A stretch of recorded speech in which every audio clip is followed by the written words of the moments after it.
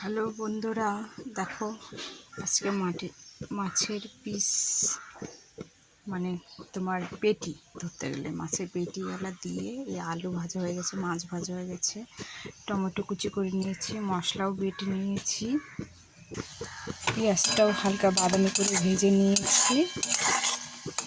এখন দিয়ে দেবো তোমার হলো মশলাটা দিয়ে দেবো। দেখো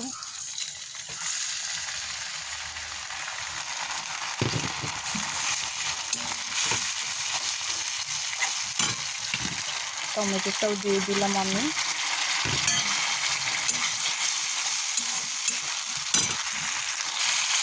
এখন হলুদ লবণটা দিয়ে দেবো। দেখো বন্ধুরা, পরিমাণ মতন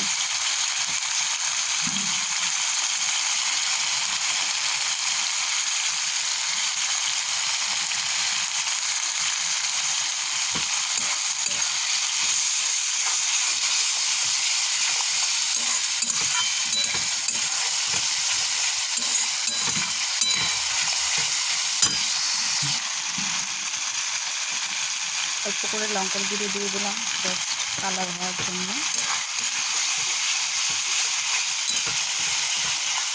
চলো মশলাটা কষিয়ে নিই, তারপর আমরা আবার দেখো। তো বন্ধুরা, এখন দেখো মাছের জন্য আলুগুলো কেটেছিলাম, আলুগুলো দিয়ে দিচ্ছি, দিয়ে আলুটা একটু কষিয়ে নেব।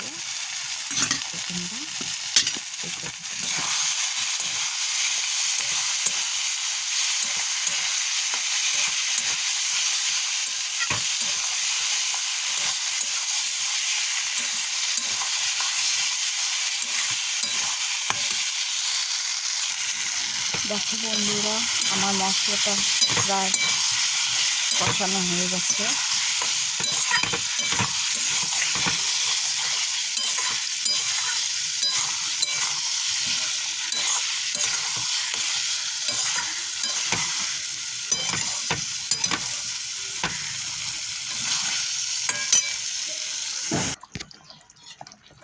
হ্যালো বন্ধুরা, দেখো এখন আমি মাছটা দিয়ে দেবো। ঝোলটা আমার ফুটে গেছে।